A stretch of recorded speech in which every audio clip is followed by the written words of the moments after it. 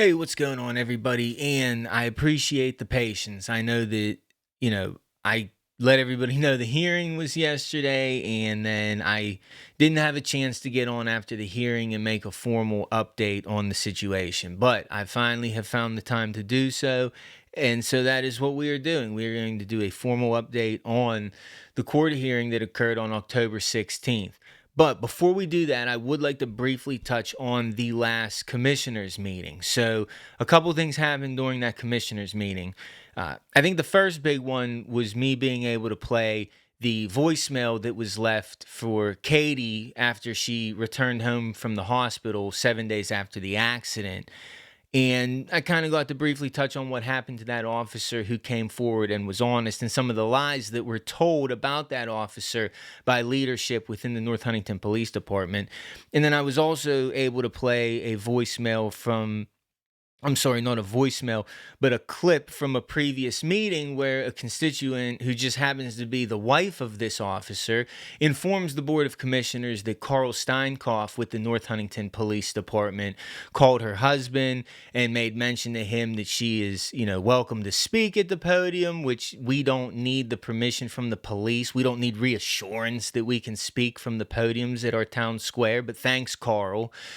But he also made her aware to be mindful of what she talked about. Huge overreach, abuse. I mean, that is absolutely ridiculous. Yet, I think that was in May that was brought to the attention of the board. And still to this day, we're now in October, we haven't even gotten a comment on it from the board.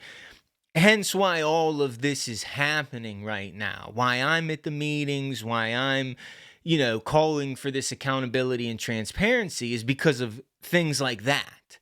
When your local police begin to reach out to citizens to silence them and deter them from exercising their First Amendment right because they don't want the truth to come out about some harm that they've caused to another local family, we have a problem. When we have investigations being called into guns that aren't being taken seriously, brandishing of a firearm on the scene of that accident is what I'm referring to. We have problems. When there's cars being stolen and used in drive-by shootings and a bunch of methamphetamines on the streets, and the police report is not mentioning any of this crime when they're addressing the public at the local meetings, we have big problems. So these big problems are what led to my involvement. So with that being said, let's jump into the most recent article written, and this is by Renata. She's with the Trib. That, of course, is me. And I get a lot of mixed reviews about the zip up. Some people love it, some people hate it. I've always liked, patterns that are attention grabbing, I guess, especially currently. That's what I'm looking for. I'm looking to bring attention to not just my family situation or my situation, my family's and mine both being in the criminal court system right now, but attention to North Huntington Township. Because one thing that I know, from watching these things play out in other places across the nation, is typically the massive push for change. Typically, it doesn't come from within. We've been able to grow a lot of support from within North Huntington Township, but it has really started to skyrocket over, I'd say, the last month or two, because now we're starting to get people from South Carolina, North Carolina. And, that's why I sit with all those license plates, sitting behind me that collected all these license plates, because I truly do believe in the United States of America. And I don't look at anybody in South Dakota any differently than I look at my neighbor across the street from me, or, anywhere else in this nation. I hate the fact that they have divided us by these imaginary borders and things within our own country and told us that we don't have a right to help others in other places. And what I've seen is that the internet sees no borders. So since bringing these issues to the internet, and since broadcasting them and trying to reach as many people as possible, and that's really only done through the sharing process. When you guys take the time to share one of these posts, whether it be to a group that you're a part of or another forum, or just sending it directly to your friends and family, it puts that that content in the algorithm and it really takes off. Currently right now, I think one of our best videos is doing around 700,000 views with like 400 shares. The comments help, the likes help, you guys choosing to participate. It truly makes all the difference. So let's get into the article. North Huntington man accused of recording police, disrupting a meeting, endangering official ordered to stand trial. Okay, so I get there to the hearing yesterday, and the first thing I do is I have a sticker. So it just says fourth floor. So I go to the fourth floor, and as soon as I get off the elevator and I look across to one of the courtrooms, who do I see?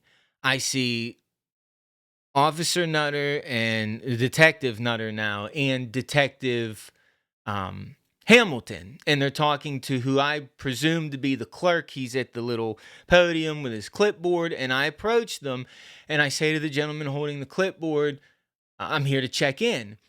And his response was, "What are you here for?" And I'm here for court, sir. You are standing outside of a courtroom with a clipboard at the podium. I'm telling you I'm here to check in. I'm here for court. So because he was having a good old time with Hamilton and Nutter, I just kind of chalked it up as, he's messing with me because those are his boys. So I figure I'm in the right place. I see them. And then he informs me, oh, no, you got to go to the other building. So I don't know of any separate building. So I'm just assuming when he says other building, he's talking about the administration side of the courthouse. So, I go past the little sheriff's station and I get on the elevator and I get up there to the fourth floor. That might actually be where probation is now that I think about it. It's been a really long time. And when I get off, I look to my left and I see I believe it to be family court. And then I look to my right, and it's just one of those plain Jane, ugly as sin hallways, tan from start to finish, right? You guys know what I'm talking about if you've been in the building. And I'm thinking, there's no courtrooms over here. And then as I'm saying that, this girl starts pulling this sign out that says, "Quiet, court in progress." So I'm like, that must be me.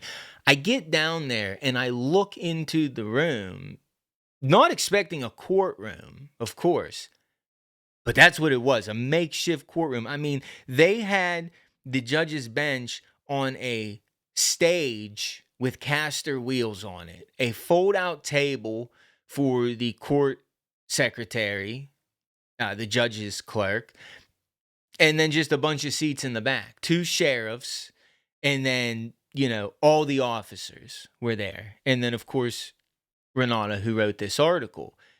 And I'm just looking around like, man, this is so weird, right? No arraignment at the magistrate on the warrantless arrest. I'm not talking about the summary offenses. I'm not talking about the charges that came for disrupting the meeting, and I'm not talking about the charges that came for the public official endangering the public safety guy. I'm not talking about the summons that came for those. I understand why we went into the position we went into. But I'm talking about the warrantless arrest. And I was able to put on the record with the judge that I feel that there was some criminal procedure, Pennsylvania rules of criminal procedure were violated in how they detained us, seized our information with no affidavit, seized our property with no warrants. I mean, no warrants for anything they did, kicked us out the front door, no paperwork, no itemized sheet. I mean, nothing. That I don't understand. And I believe the judge went on the record along the lines of like, oh, no, they can do that. So I'm just happy to have that on the record that I was able to state that these are the issues. The judge acknowledged that he heard the issues, but stood on his understanding of the law. That he's the judge. It's his courtroom. I have to accept it, right? And we proceeded on from there. Okay, but one thing I want to say before we go too much further is, so there was a younger sheriff and an older sheriff, and I got there a little early, and the younger sheriff kept leaving every 30 minutes, I'd say, and coming back, and he'd say to the older guy, still nothing. The entire reason that they pushed that hearing to the courthouse and did it in the manner that they did was what I believe is security reasons, because they are deathly afraid of the American people. And it's been evident not only through my online presence, but so evident even in the Trib articles that they post on their Facebook page and the hundreds of likes and the outpour of support for what I'm doing right now, that they chose to not even put this article on their Facebook page. So they are terrified that the community is going to start showing up because they know how this process goes. This has happened so many other places across the country where you have a local citizen who's harmed, and then they have the wherewithal to do an exposure campaign, and then they have the wherewithal to make videos like this and get them online because they identify early that the help from within is going to be hard to get. They know that the next step as we progress down this and it becomes more and more conflict, that more people are going to start showing up in person. They know that. So I told the sheriff when he came in the one time that they're not showing up, that no one's coming till the trial starts. And I do believe that. And I really, at this point, wouldn't suggest anyone come until the trial starts. So was facing further prosecution on police accusations that I illegally recorded in the Township police lobby, put an officer in danger, and disrupted a Township commissioners meeting. Myself, 36, maintains that I was exercising my First Amendment rights in all 3 misdemeanor cases against him. And I do still stand by that. While District Judge Henry Moore ruled Thursday during preliminary hearings that prosecutors had presented enough evidence to hold the charge over for trial, he said testing the validity of state law or constitutional rights wasn't a matter for his courtroom. This is not the proper forum, he said. And I do agree with Judge Moore. This was a preliminary hearing. This was simply to test a prima facie case where essentially all it is, am I the guy that they wrote about in these affidavits? That's why each witness was asked to identify me in the courtroom. So that's the first part. Is this the guy that you guys wrote this about? Yes. And then, is there a crime that was committed? But remember, based off what the officers wrote, is there a crime committed? And allegedly, an alleged crime, right? That's all they had to prove. To not prove, but that's all they had to show to move it, to the next phase. My guilt in the matter and my understanding of the Constitution is something that I will get to present to a judge at the next step. And to be quite frank, I'm not even hopeful, or I am hopeful, but I'm not convinced that a judge at the common pleas level here, in Westmoreland, especially with that Kevin Bradley case in standing, I don't know that they're going to do. I don't know how in depth they'll go. I mean, I do not know. I shouldn't even really say anything about it because I don't know. We will just have to wait and see. This may be able to be resolved at the common pleas level, but we are fully prepared and expecting to have to go to the Superior Court and potentially the Supreme Court. This may turn into a change of case law. There may be a Carrozza v. North Huntington or a Carrozza v. Pennsylvania State. Who knows? But I know that I will take this as high up and as far as it needs to go. So, Carrozza represented himself during Tuesday's hearing that took place over 2.5 hours. Now, I want those of you that have been to court to think to yourself, when was the last time you went to a preliminary hearing with representation, whether court-appointed or a paid attorney, that you were there for 2.5 hours? That witnesses were testifying and being cross-examined at the preliminary level? Well, how many of you have experienced that? Because it typically doesn't happen, because I'm going to be just upfront with everybody who hasn't figured it out yet. But whether you get a defense attorney from the district, the public defender's office, or you pay for a attorney, the amount that a majority of us can afford to pay for an attorney, we're buying nothing but a player from their side to put them on our roster, right? You have to meet a certain threshold of monetary, you got to pay the big bucks to get honest representation, where you can actually get a lawyer that's willing to go in there and fight for you, especially in cases like mine, because they're going against the system that feeds them. They're going against the people that they see on a regular basis. You can forget about a local lawyer. So hopefully some out of town lawyers might start seeing this stuff, and they might start reaching out, and they see the value in not the money, but just doing the next right thing for the next right reason. We'll have to see if any are out there. I'm hopeful that they are out there. But that's why this lasted 2.5 hours, because I wanted the hearing to happen, and I wanted to question things, and so that's what we did. So I was first charged in late July by the North Huntington police with conspiracy and defiant trespass after authorities said that myself and another man recorded a video in the department's lobby on July 26th and 27th. There are signs prohibiting such recordings, and police repeatedly warned them that it was not allowed, testified Officer Joseph Riley. Now, when I was able to cross-examine Officer Riley, I was able to ask him, when was the first time me and you ever made contact? And it was when he arrested me. So prior to that, no contact. And then this is where it got real hairy for Officer Riley. I was able to ask him, do you remember writing in the affidavit of probable cause that Carrie Bauer handed me the Kevin Ray Bradley case? And he said yes. And I said, would you be surprised if I could produce a video that shows Lieutenant Gregory Arendez handing me the Kevin Ray Bradley case? And he went along the lines of that's what I was told. So you wrote an affidavit of probable cause based on secondhand information, and it actually ended up being inaccurate. So the affidavit of probable cause early at the preliminary stage has already been shown through the testimony of Officer Riley to have false information in it. So we've already got that in place. And I'm just going to go briefly with each one, but just know that the cross-examination went longer than just a couple questions. There were multiple objections from the Attorney General that were overruled. The judge let my questions through, and no, they can answer that.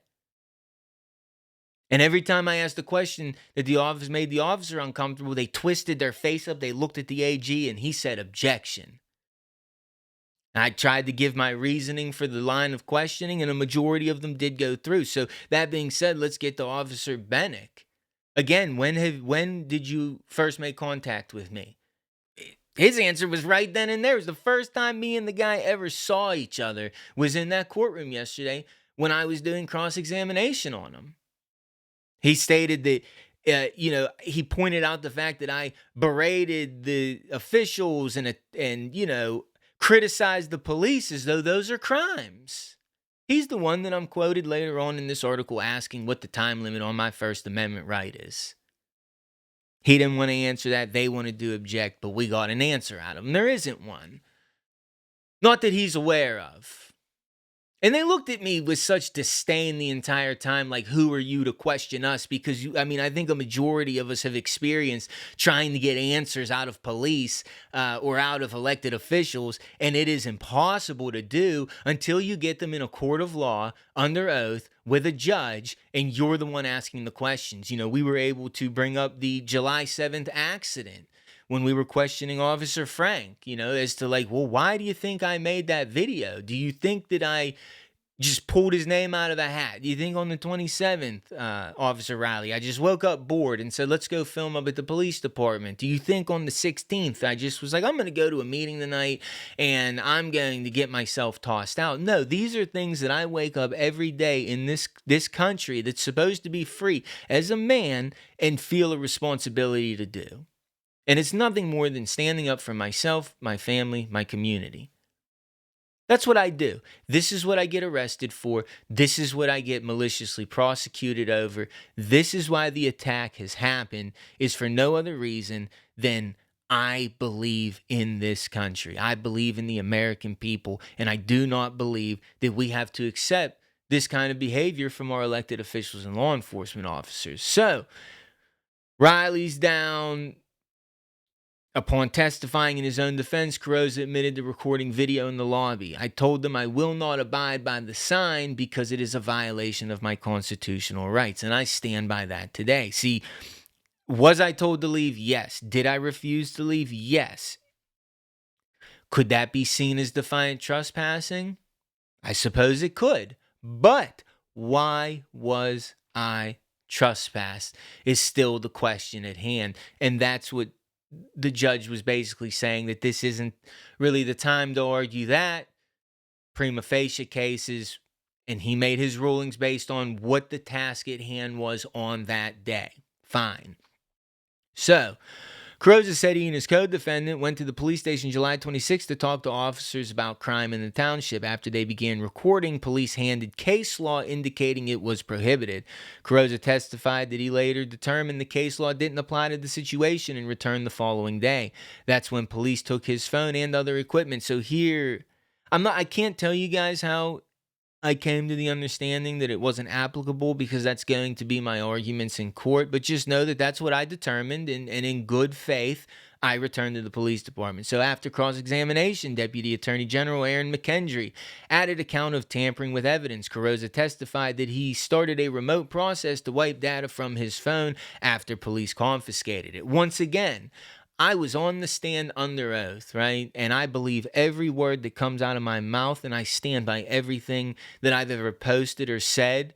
And if I need to apologize for some of it, if it's ever brought to my attention, I will concede on things, but I'm surely not going to run from anything that I've ever done or said. So when asked this question, I knew to do nothing else but tell the truth. But I did ask if I could expand, and they allowed me to do so. And I explained that because that there was no lawful reason for us to be arrested or trespassed or for them to take our phones, the fact that they did it with no warrants, with no affidavit of probable cause, I viewed that as my things were stolen, and that iPhone provides a feature for its consumer that if their things are lost or stolen, they can lock them and set them up to be wiped if they are, somehow unlocked. And as soon as I did that, he wanted to amend the complaint, add the tampering with evidence, and then boom, it was added. Okay, fine. I'm not going to lie. I'm not going to lie to myself. I'm not going to lie to the judge. I'm not going to lie to the jury. I'm not going to lie to the American people. If there's things that are revealed throughout this process where I was wrong, I will apologize for those things, and I will do better. My intent, and I will continue to state this on the record, is nothing but accountability, justice, transparency. That's it. I want good governance. I want fair policing, fair and honest policing. Well, that is nothing like we have in North Huntington right now. Again, they didn't want me to talk about any of this other stuff. They wanted to only talk about my cases and what I did, and I appreciate the judge allowing that, not allowing that to happen. Because I have a right to show what my motive was. You don't have to figure it out, guys. I'll gladly tell you. I'm not going to dispute what I've done at any point in time throughout this process. I will tell you what my motive was, and I will show you all the documentation that drove my motive. I don't have a problem doing that. I will get my family situation on the record. I will get my situations on the record, no matter what the cost or consequence may be. Because that is my duty as an American citizen. That's my duty as a father. That's my duty. And you're not going to rob me and strip me of my dignity and my duties and my responsibilities. Not while I have air going in and out of my lungs. It's just not going to happen.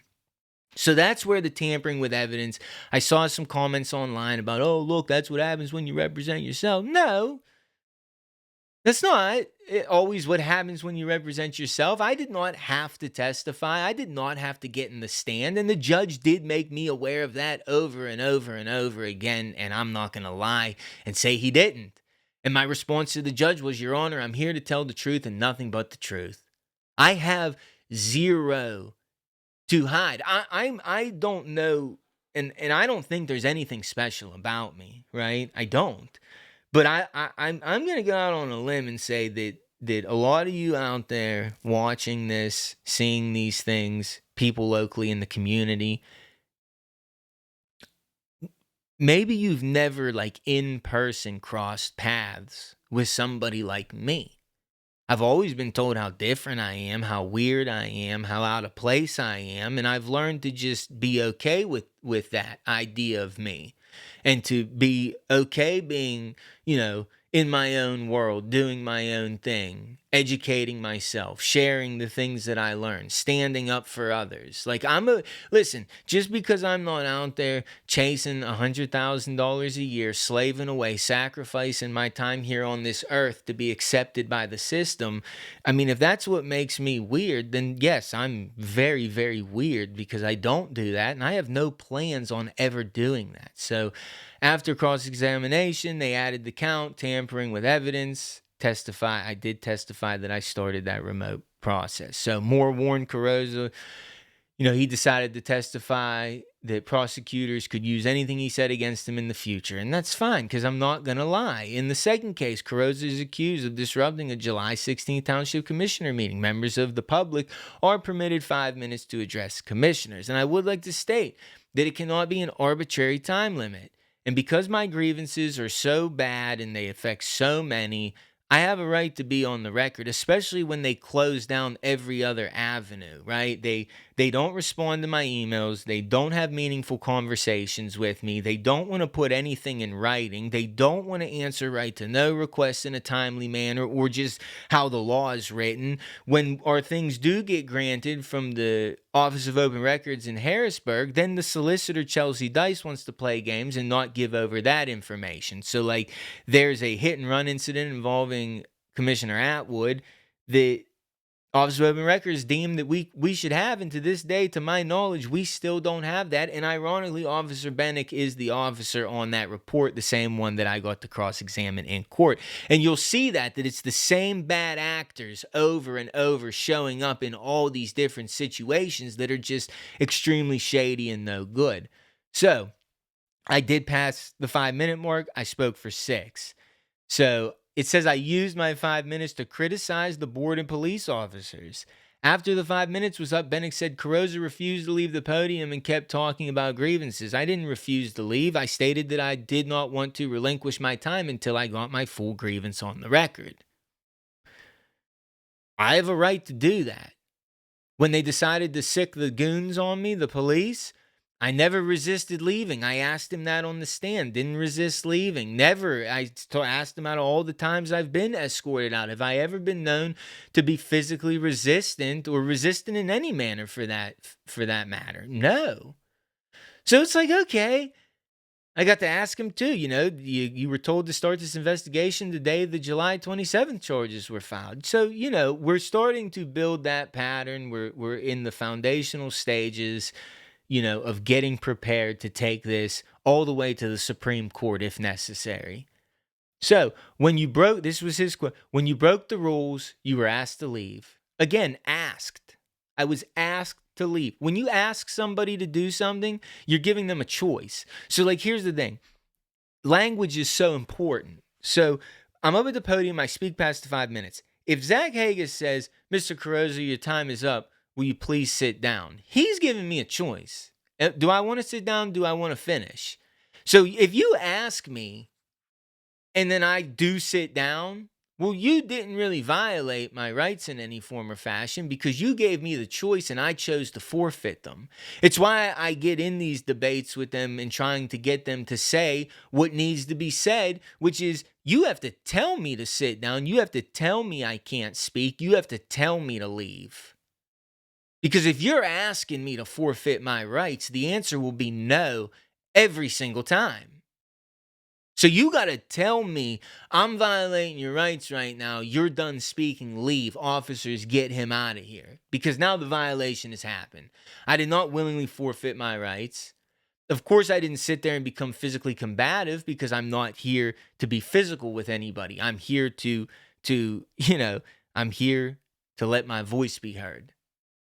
I'm here to let the truth be heard with my voice. Nothing more, nothing less. So, to your knowledge, I asked him, is there a time limit on the First Amendment right to freedom of speech? And they didn't even put the guy's response. So he argued that he left willingly when police officers, and that is true, they do not have a right to criminalize my participation. Because I did. I made that argument. I said, well, who was speaking when I disrupted the meeting? Well, you were. Well, then I argue that's participation, sir. I was participating in the meeting. I wasn't disrupting it. I wasn't trying to stop it from continuing. I was trying to, it's not like I stood up there with a sign and wouldn't move. I wasn't doing any of that. I was up there on my time, right? And I took it past what you guys allotted me because I don't need you to give me my rights. I have my rights. The day I'm born, my rights are here. You know, I have my rights throughout the 9-month process. I'm just going to leave it at that. Take that for what you want to take it for. You're not going to take them from me. It's not going to happen. So he argued that he left willingly when a police officer at the meeting stood up and escorted him out. Okay, they do not have a right to criminalize murder. McKendry argued that Carrozza has become a spectacle. This is beautiful. This is what the AG's office thinks about what's going on locally in North Huntington. McKendry argues that Carrozza has become a spectacle at Township Commissioner meetings. It goes towards his agenda, he said. It is not any benefit to the public conversation. I am not any benefit to the public conversation. I have become a spectacle. I'm a spectacle. Mr. McKendry thinks that me standing up for my son and his mother, who is now disabled because of this car crash, and standing up against a cover-up, and he thinks that I'm a spectacle. You, Mr. McKendry, should have kept your fucking opinions to yourself, because you weren't there to voice your opinion. You were there to state facts. Do you have any facts, sir, that would indicate that I am a spectacle and that I am of no benefit to public conversation? Because I have a lot of facts, sir, that I haven't become a public spectacle. I've become a political voice. I've become an advocate. I've become a journalist. I've become a full-time dad. I've become a lot of things. I wouldn't use the word spectacle to describe any of it. You're going to eat those words, sir, when we go to trial. In the third case, the state police accused him of endangering a public safety official. Trooper Casey Frank testified Carrozza posted a video to Facebook that showed him talking and then panning to a photograph of a township police officer with two family members. Frank said the video showed the picture for 18 seconds. During the recording, Carrozza asked viewers to give the officer a big old middle finger if they saw him in public, according to court papers. Carrozza testified that he made the video after he had been unsuccessful in getting in touch with the officer. He pointed to a Supreme Court decision that ruled the gesture was directed to a police officer. That gesture is protected by the First Amendment. But McKendry argued that the officer was not uniformed in the picture displayed during Carrozza's video. It is passing from the nature of his public persona and going into his private life. So essentially, these corrupt police and officials want to be able to conduct themselves criminally while collecting taxpayer money, and then they want to be left alone when they are in their private lives with their families. If you guys don't do criminal things and malicious things and act like gangsters, right? Then we're not really too concerned with you at all. You're not that important, right? It's only when you become criminal in nature and you become abusive and you start executing these overreaches of power and authority that we then become invested in you, because we don't like that and we don't want that in our community. So I will get to argue at trial why it happened the way that it did. But what I will say for now is Officer Franks kept looking at the AG to save her. She did not want to answer any questions. She answered with a tone of disdain in her voice, especially when I asked her, "Who told you to investigate me?" She immediately looked at the DA or the AG, twisted her face. He said, "Objection, it's not relevant." And I told the judge simply that because I was being charged with crimes and she felt it appropriate to put that she was told to investigate, I felt that it's appropriate that we attach the detail of who. Maybe she forgot. And the judge ruled in my favor, and I do have the names written down, and I will be digging deeply into both of them to try to figure out what in the world would possess them to play party to this. Because rest assured, every single one of you that did this, right, that participated, okay, you will not walk away without consequence. Even if that only consequence is being exposed to the public, every last one of you, the story will be told of what you did and what decisions you made and how you conducted yourselves during this, as the papers hide it and everything and all this other stuff, right? So just be mindful of that. If you've already got yourself tangled up, sorry for your luck. But if you're not tangled up yet and they try to push something across your desk, just know I will find out who you are. I will find out what you did. And I will, above all else, bring accountability. Peaceful, lawful accountability. Nothing more, nothing less. So, she hated the fact that she was being questioned. She had to give up the information. You know, Carrozza is free. I am free right now on non-monetary and recognizance bond. I am not permitted to have contact with the officer involved in the endangerment case or township police unless there's an emergency. So 2 last things that I want to tell you guys before we wrap this up, and I appreciate your patience with this video. Mark Hamilton was there, Detective Mark Hamilton. He's not on any of my paperwork. Haven't had any contact. The only contact I had with Mark was at the first meeting that I left, where they had like 6 or 7 of them in the lobby. He was actually in a patrol uniform, which was odd. I've never seen him in one of those before. But he was at the hearing yesterday. I also believe that on the 27th, he was the one that made the decision for that arrest to happen. And I believe that he wanted nothing more than to get in the phones to see who was giving me information, not necessarily from the public side, but from the internal side, okay? So he was there to oversee. And while I was on the stand, the Attorney General asked me when dealing with the Officer Nutter situation, he asked how I came to find out, that Officer Nutter was at the scene.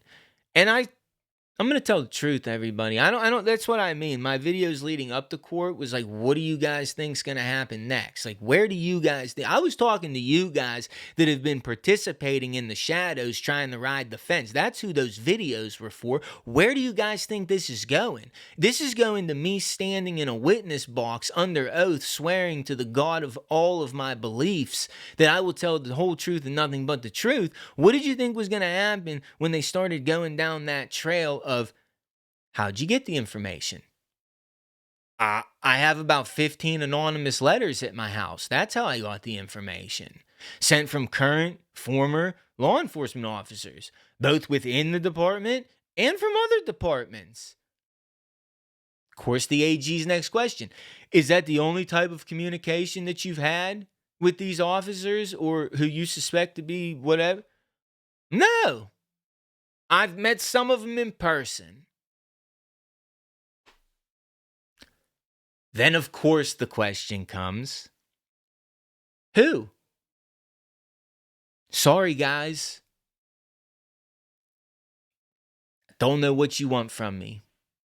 You guys are sitting there. You are watching this happen to me. I mean, what they are doing is criminal. There are statutes for what they're doing. 242, deprivation of rights under color of law. There's conspiracy going on. You guys are law enforcement officers.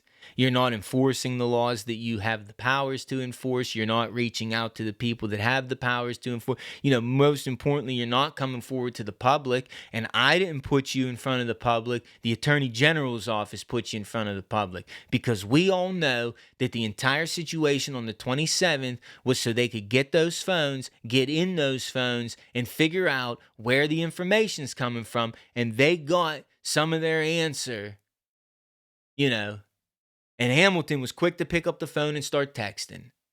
So I don't know if there's going to be some people that are really mad at me and upset with me, but all I can say is, you might want to reflect internally on the situation because I didn't put you guys in this position. I didn't ask to be here. Katie didn't ask to be here. Our son Jordan didn't ask to be here. Nobody wanted to be here right now. We got put here by Nolan Patrick Mullen. And your leadership at your department decided that Nolan Patrick Mullen, for whatever reason, was worth throwing, everybody under the bus. So before you get upset with me because I told the truth under oath, I don't know. I'm not clearly. I didn't just say your names here. I'm not going to throw these people under the bus to the public. They can come forward with the information should they want to come forward with the information, because I'm sure that there is some heavy retaliation that's going to be coming their way from within the department, because that's what I've heard from everybody within the law enforcement field, is that's what happens. You fall in line, rank and file, or there will be consequences. My suggestion to any younger person watching this right now, don't play the fence in life. That's the most dangerous place that you can sit in life, is on the fence. You're all in, you're all out. You stand here, you stand there. When you play the middle and you ride the fence, 100% of the time I've ever done that in my life, I've been burnt. And I've been forced onto the side. Then I really knew the position, forced into a position that I really was in the whole time.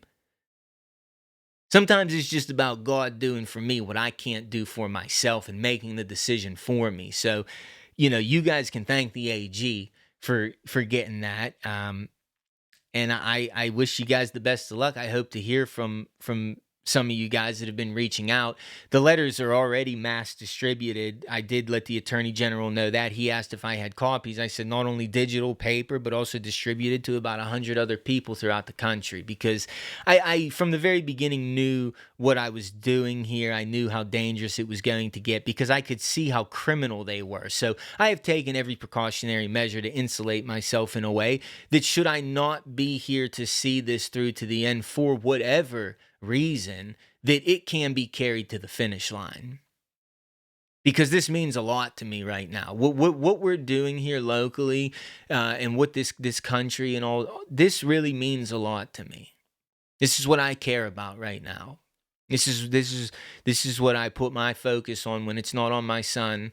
This is where my focus goes. Because this is the world that I chose to bring my son into, and to sit back during something like this and just keep my mouth shut and fall in with the rest of the people that are fearful right now. I just can't tuck my son in at night with a clear conscience if I tuck tail and I run and I sacrifice my constitutional rights. And then what, turn around and cook hot dogs on the 4th of July and celebrate the land of the free, the home of the brave with my son? Is that what I'm supposed to do? Just fall in line with the lie. Just, acknowledge that you're free, but know that you're a slave. It's not going to happen.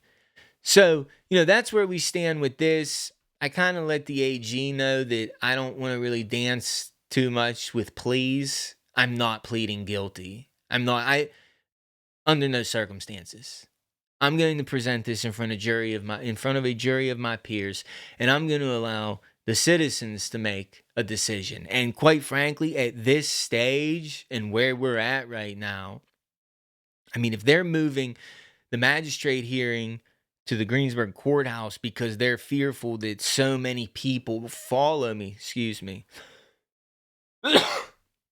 which, again, I hate the term follow. I'm not looking for followers. I'm looking for participants. I'm looking for my peers that also care about these issues. I'm not looking to be here and others here. I'm looking to be here. I'm looking to elevate, the American people to our rightful place, together, equal. It's difficult. It really is. I am pleased with the amount of unity that has surrounded these situations, though, because I do sometimes, look through people's profiles to see who people are, where are they from. This is great. Thank people for their participation. And I'll tell you this: we do have a wide range of political views. We do have people from the left. We do have people from the right. We have also some people from both sides that can get a little bit extreme.